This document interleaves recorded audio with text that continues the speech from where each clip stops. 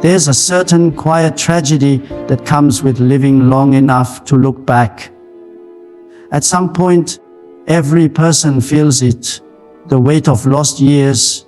You remember the moments you could have spoken, but stayed silent, the opportunities you let pass because fear disguised itself as caution, the people you loved but didn't love well enough when you had the chance. Those years begin to form a shadow in your memory, and it's almost unbearable to think that time, once gone, never returns. That's the cruel paradox of human existence. We are aware that life is finite, yet we live as if it isn't. We waste our moments not out of malice, but out of blindness. And then one day, we awaken to the sobering realization that we have traded the irreplaceable for the temporary. But that pain, this deep ache of regret, is not meaningless. It's a signal. It's the voice of conscience reminding us that what we do and what we fail to do matters profoundly. It's an indication that our lives are not trivial.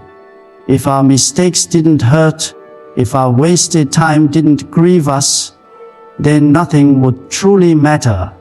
The anguish of lost years is proof of meaning. It's proof that we were made for something greater than mere survival or self-indulgence. It tells us that time has sacred value because it's the vessel in which we express love, purpose, and creation. People often wish they could start over, erase the past, undo the decisions that led to their pain. But imagine what that would mean. To erase the pain would also erase the lessons. To delete the regret would remove the wisdom it forged. And maybe that's why God, in His mystery, allows us to feel the loss of time so sharply. Because in that ache, He's inviting us to wake up. The tragedy of lost time becomes the beginning of transformation. When you finally see the cost of neglecting your potential, you begin to cherish the moments you still have. That realization can ignite something far more powerful than despair. It can awaken reverence for life itself. Every person carries a collection of if-onlys. If only I had tried harder. If only I had spoken the truth. If only I hadn't walked away. And those if-onlys can become chains if we let them. They can trap us in guilt, bitterness, and the illusion that we are beyond repair. But the truth is, it's not the lost years themselves that destroy us. It's the belief that they can't be redeemed. The human spirit begins to die the moment it believes restoration is impossible. Yet God's promise cuts through that hopelessness. He says, I will restore the years you thought were gone, not the days you enjoyed or the moments you used well, but the years you thought were wasted. The very places of your deepest regret are the soil in which He intends to plant renewal. There's something profoundly humbling about realizing that even your failures are not wasted when placed in divine hands. The past, with all its mistakes, becomes the foundation of a wiser future. The grief of lost time can turn into gratitude for second chances. That's how restoration begins. Not by pretending the loss never happened, but by seeing that it still has purpose. You may not get back the same years, but you can receive something greater. Understanding, strength, compassion, clarity. The past doesn't have to define you, it can refine you. And the tragedy of lost time becomes, paradoxically, the birthplace of renewed meaning. Because once you understand how precious time truly is, you begin to live differently, not as a victim of your past, but as a steward of the present, aware that even what seemed lost can still bear fruit. When God says, I will restore the years you thought were gone, He's not promising to rewind time or erase what happened. He's speaking about something far deeper. A transformation that doesn't replace the past but redeems it. There's a difference between recovery and restoration. Recovery tries to return to what was lost, but restoration creates something greater from what was broken. The years you thought were wasted, the moments you believed were beyond repair, can become the very foundation for a future richer in wisdom and purpose. It's not about getting back what you had. It's about becoming someone capable of carrying more than you ever thought possible. Many people misunderstand the promise of divine restoration because they imagine it as a kind of cosmic reset button. But time doesn't work that way, and neither does grace. God doesn't undo the past. He transforms it. He takes what was meant for destruction and turns it into construction. He takes the ashes and creates beauty, the chaos and forms meaning. When He says He will restore, it's not a promise of reversal. It's a promise of renewal. The past remains what it was, but it no longer has the same power to define you. It becomes reinterpreted, reframed, and repurposed in the light of what God can still bring forth from it. That's the miracle hidden in restoration. It's not about compensation. It's about creation. If you look closely, some of the most profound people you'll ever meet are not those who never lost anything, but those who lost much and learned to see differently. They understand pain not as an enemy, but as a sculptor. They realize that loss, when surrendered, can shape something inside the soul that comfort never could. God doesn't just give back what you lost. He gives back what you could not have gained without losing. That's the strange arithmetic of heaven. Brokenness multiplied by faith equals strength, not defeat. But to experience that kind of restoration, you must be willing to let go of the demand that your life look exactly as you once imagined it. Because sometimes the greatest barrier to renewal is nostalgia, the desire for what was instead of openness to what could be. When you cling to the image of the past, you close yourself off from the potential of transformation. The promise of restoration requires trust, and trust means releasing control. It means believing that even though you can't see how, God can still weave purpose through the tangled threads of your story. And perhaps that's the true essence of faith, not blind optimism, but courageous acceptance. To stand in the ruins of what once was and still believe that something meaningful can emerge. To trust that what was taken will somehow give birth to something greater, even if you don't yet understand it. That kind of faith doesn't erase your scars, it redeems them. Your scars become reminders that what was meant to destroy you only refined you. They stop being marks of loss and become symbols of restoration. When God restores, He doesn't merely give you back your time, He gives you back yourself. The version of you that was lost in confusion, buried under regret, or silenced by fear is revived. You begin to see life with clearer eyes and steadier hands. The years you thought were gone weren't wasted. They were preparing you to receive this very moment. Restoration is not the undoing of history. It's the reawakening of destiny. And once that happens, the past no longer haunts you, it serves you. The wounds no longer whisper shame, they speak wisdom. What once felt like an ending becomes the beginning of something sacred. Something that reminds you that even lost time, when touched by divine promise, can still bloom into meaning. Restoration never begins in comfort, It begins in confrontation. You cannot be renewed by avoiding your pain.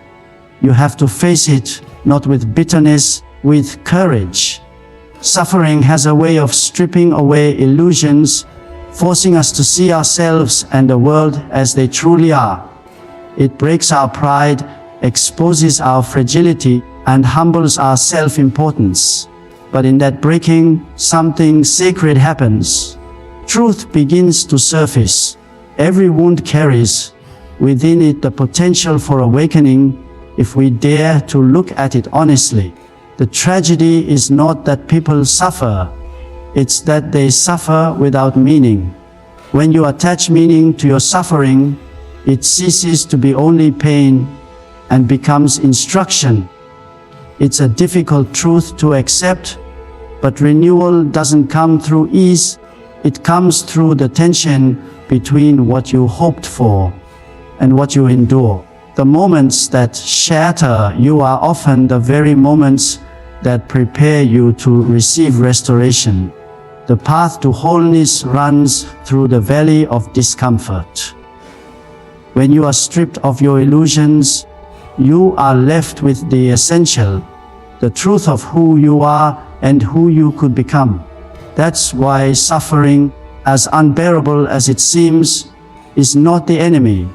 It's the forge where resilience is born, where the soul is refined into something capable of carrying strength without arrogance, compassion without weakness, and wisdom without despair. Think of the times you've been broken, truly broken. The betrayal that left you doubting trust itself, the loss that hollowed you out, the failure that made you question your worth. Those moments didn't destroy you, they revealed what could not be destroyed. You discovered that beneath all your fear and despair, there was something indestructible.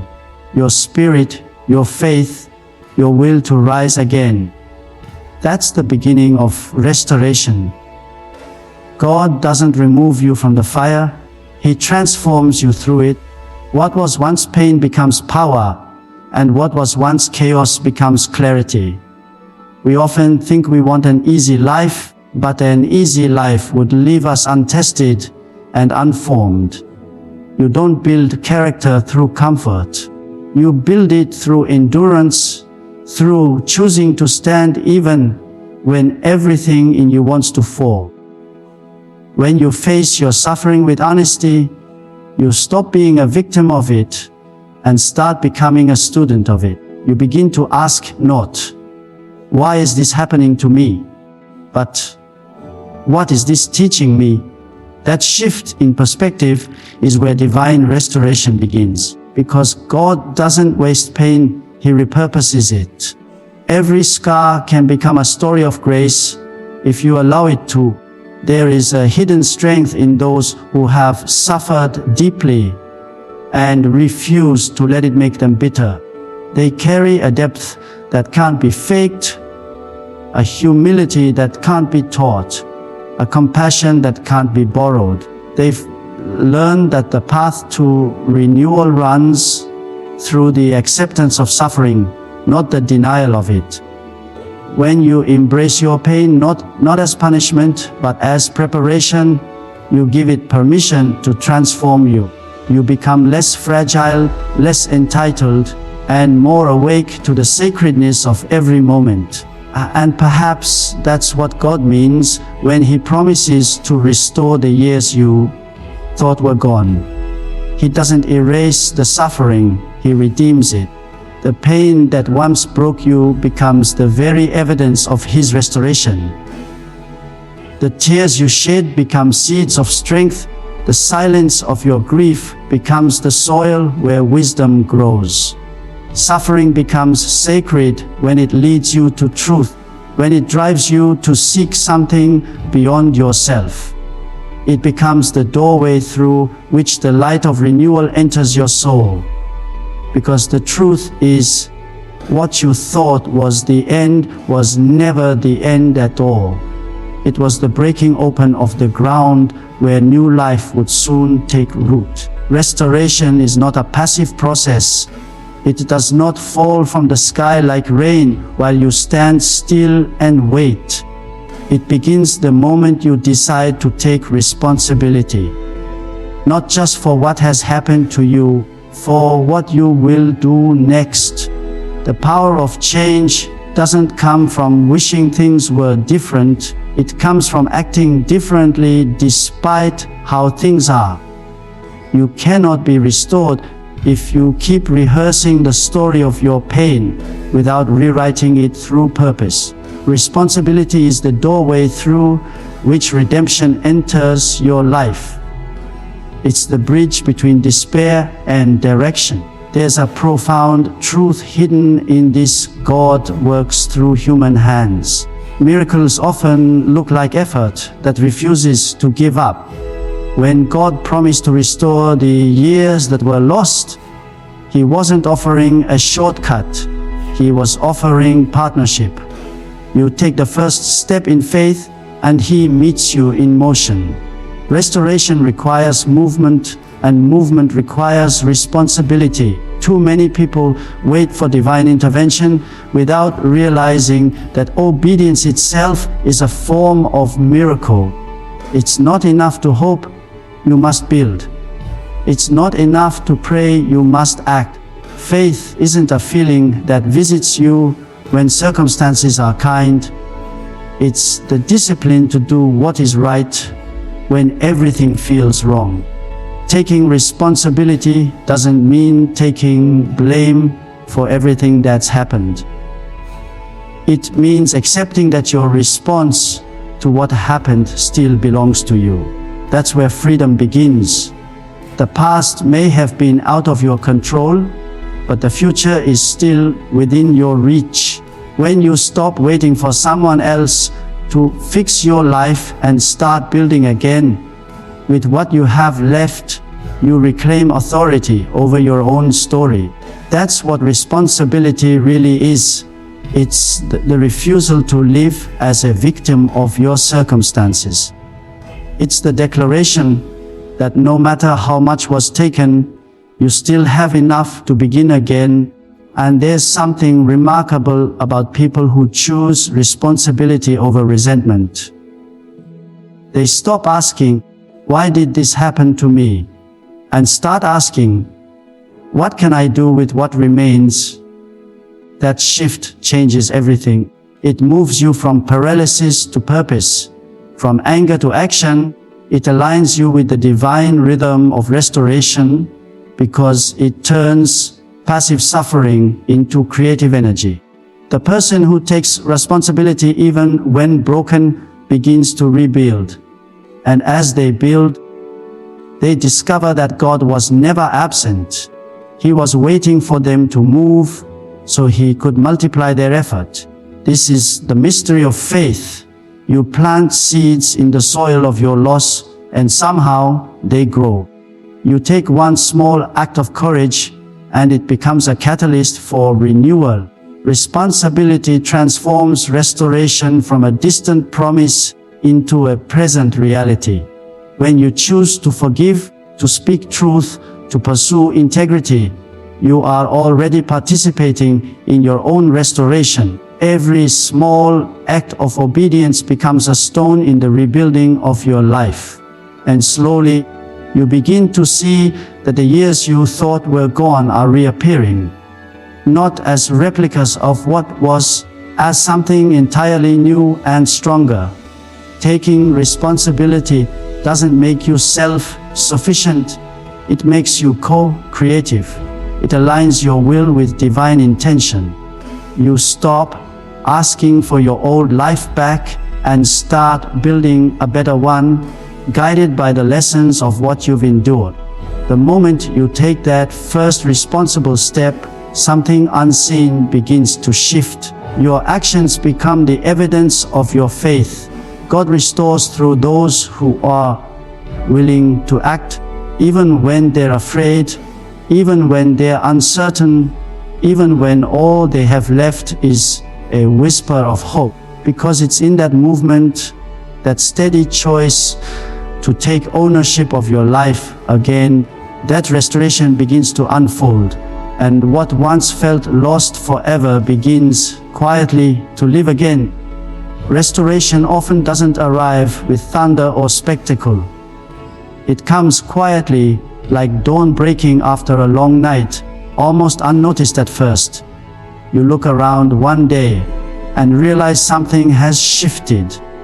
The heaviness in your chest has lightened, the bitterness in your heart has softened, and a sense of peace begins to take root. This is how God often works, not by erasing the past in a single moment, but by weaving small threads of grace through the fabric of everyday life until something whole begins to take shape again. We expect miracles to come dressed in grandeur, but most restoration happens in the ordinary. A single conversation that heals an old wound, a new opportunity that rekindles your confidence, a simple act of kindness that reminds you the world still holds beauty.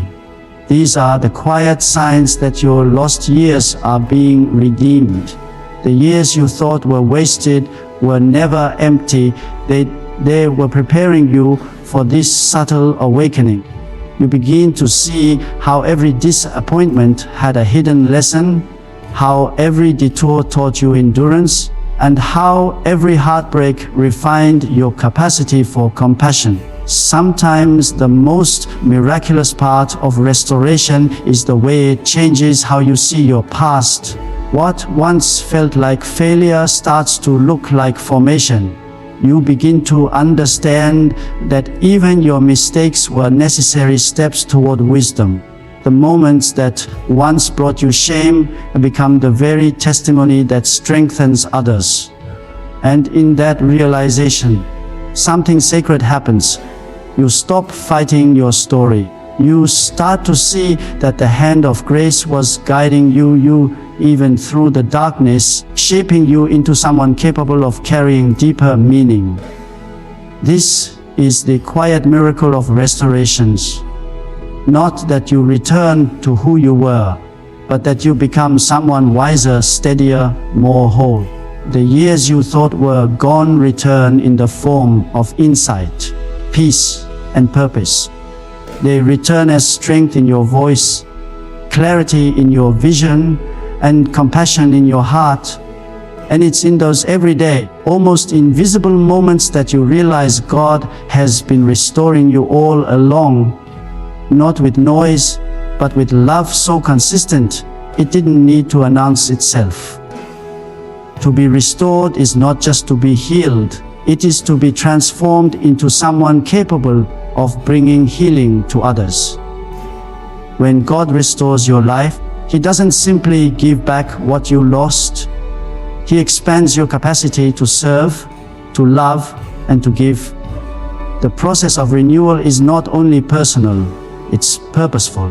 What you endured becomes the foundation for what you can now offer the world. The same pain that once broke you becomes the bridge through which others find hope. Restoration in its truest form turns survivors into teachers and sufferers into beacons of strength. There's a powerful shift that happens when you realize your story isn't just about you. The moments of loss, the nights of despair, the years that felt wasted, all of it becomes part of a larger narrative of redemption. When you allow your restored self to shine, you give others permission to believe that restoration is possible for them too. Your life becomes living proof that brokenness is not the end of the story. And that's the beauty of divine restoration. It multiplies. It begins with one person's renewal and spreads outward, touching lives in ways you might never even see. When you've been restored, your perspective changes. You no longer chase perfection, you pursue authenticity. You no longer see weakness as failure, you see it as the soil in which humility grows. You begin to carry yourself differently, not with pride, but with quiet confidence rooted in gratitude. You know what it's like to be lost, so you extend grace more freely. You understand the power of mercy because you've lived through your own. That's the mark of a restored soul. It carries light without needing to announce it. And perhaps this is where the promise of God reaches its deepest fulfillment. He doesn't just want to heal you. He wants to make you whole so that through your wholeness, others might find their way. The years you thought were gone weren't wasted. They were shaping your calling. Every trial was teaching you empathy. Every failure was teaching you patience. Every delay was teaching you trust. Restoration equips you not to escape the world, but to engage it with renewed purpose. When you walk in restoration, your presence itself becomes a message. You begin to speak life where there was despair, to bring order where there was chaos, to shine light where there was confusion. The grace that restored you begins to flow through you, quietly influencing the lives you touch. You no longer just talk about hope, you embody it. You no longer just pray for change, you become the evidence of it.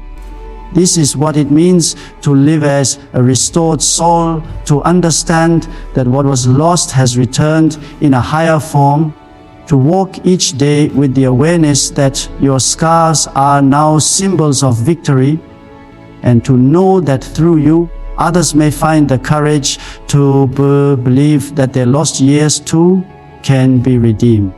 Because restoration isn't just what God does for you, it's what He begins to do through you.